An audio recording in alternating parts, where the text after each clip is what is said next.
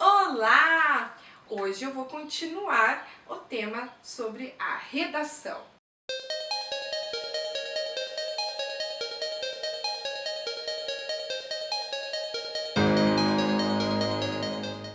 Então, no vídeo anterior, se você ainda não viu, olha lá, eu falei sobre a competência 1 e 2, que são os critérios que a banca, que é a pessoa que vai corrigir, as duas pessoas que irão corrigir o seu texto, irão usar, tá?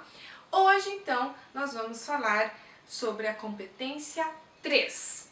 A competência 3, ela pede para que você selecione, relacione, organize e interprete informações, fatos, opiniões e argumentos em defesa de um ponto de vista, tá? Então, o que é isso?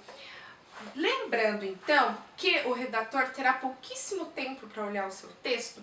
Quando ele olhar, ele precisa ver que você pensou realmente nesse texto, que você fez um projeto sobre isso. Então, o que seria isso? Seria você realmente dividir ali, selecionar o que você vai colocar em cada parágrafo. Lembrando, então, que o texto dissertativo argumentativo, ele precisa ter uma introdução. O que é isso? Você vai introduzir o leitor ao seu texto. Então, ali é como se eu dissesse assim: oi, leitor, eu vou falar sobre isso. E eu também vou analisar isso e mais isso. Entenderam? Na introdução, você fará isso. No desenvolvimento, ali que você vai começar a argumentar sobre aquilo que você disse lá na introdução. Veja, cada argumento precisa precisa estar consistente em relação ao tema, tá? Lembrando que não existe texto dissertativo argumentativo sem um problema. Então você vai dar as causas e as consequências desse problema, argumentando de forma consistente. E no último parágrafo, você precisa, e é um critério também, é uma competência, você precisa dar uma solução, uma proposta de intervenção para esse leitor. Uma outra coisa que é muito, mas muito importante você pensar é que assim, menos, o simples é melhor. Então você não precisa ficar divagando muito, filosofando muito, que daí perde o fio da meada. Então o simples, o básico é melhor. Lembrando, qual que seria o ideal, mais ou menos? Seriam 4 parágrafos. O primeiro para a introdução, o segundo e o terceiro desenvolvimento e o último, que é o 4º parágrafo, para a conclusão. Vamos agora para a competência 4. O que diz lá na competência 4? Que você deve demonstrar conhecimento dos mecanismos linguísticos necessários para a construção da argumentação. O que é isso? É você usar, por exemplo, pronomes demonstrativos adequadamente. Você usar o esse para algo que vem anterior, este para algo que ainda está por vir. Você usar palavras, conjunções que dão conexão entre as palavras. Por exemplo, o mas, o porém, todavia, entretanto.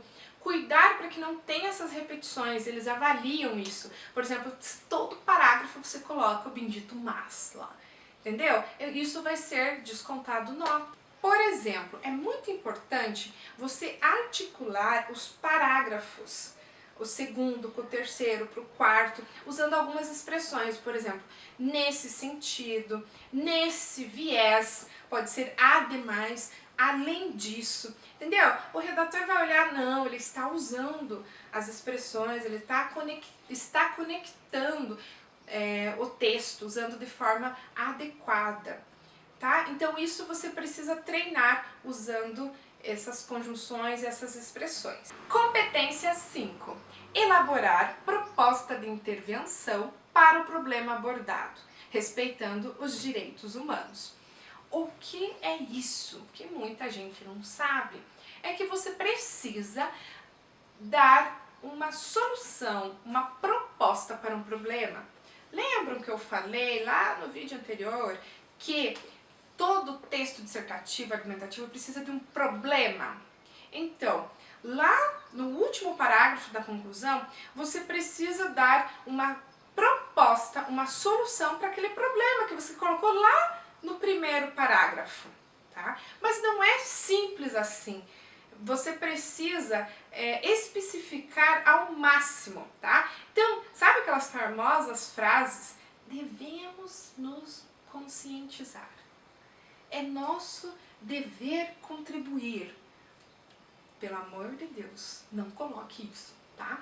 O que você vai fazer? Você vai tentar responder o maior número possível. Por exemplo, quem é que vai fazer essa proposta? O Enem gosta muito que você use parcerias, entendeu? Por exemplo, o MEC juntamente com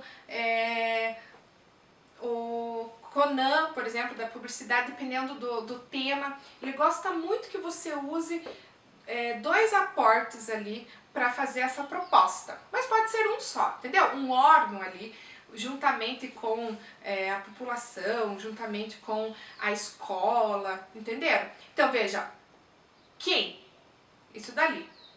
Como? Como vai fazer essa proposta? Ah, vai ser por meio de debates, por meio de palestras, de incentivos publicitários, entendeu? Então você tenta responder tudo.